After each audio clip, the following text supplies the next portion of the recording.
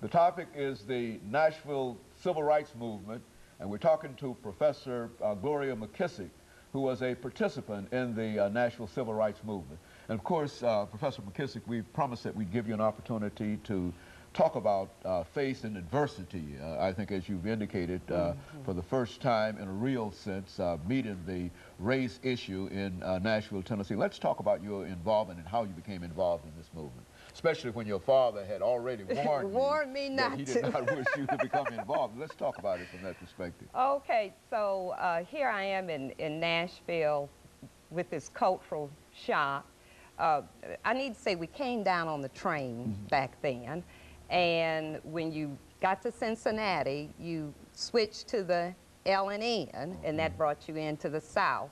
And they put us on the back of the train, and being young, we thought, oh, great, you know, we just had a big party from Cincinnati and it was later that I realized that I had been Jim Crow. Okay. And I rode that train one more time, and I never rode it again. I refused to be Jim Crow. But the second time I rode that train, I remember going into the station, and they had those signs up. And I was not familiar with these signs. I'd heard about it.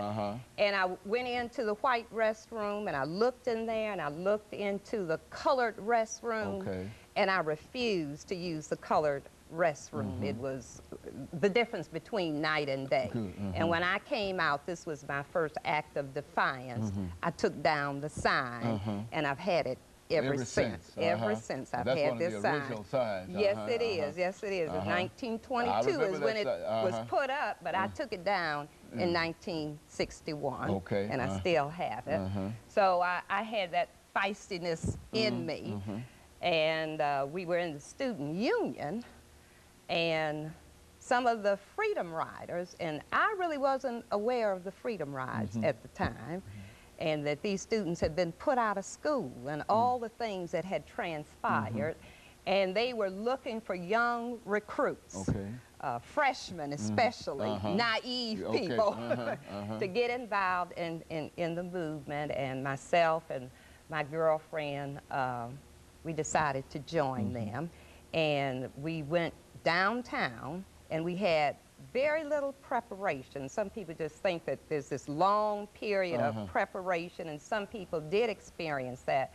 But we went to First Baptist, and we had one day, about a half an hour, preparing us for nonviolence. You know, and again, that was a transition. I was a Detroit girl, and we fought our battles, you know, so, but anyway, we went to Wilson Quick, was my first encounter. Wilson Quick is about across from where the new downtown library is located. That was Candyland then. It is totally different now.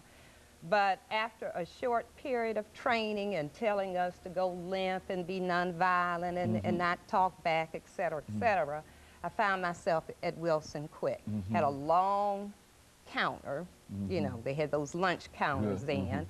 And when we walked in, this was my first sit-in, everyone left out, and a mob formed on the outside, and there we were in the back sitting at tables, and fear had not come to me yet. It was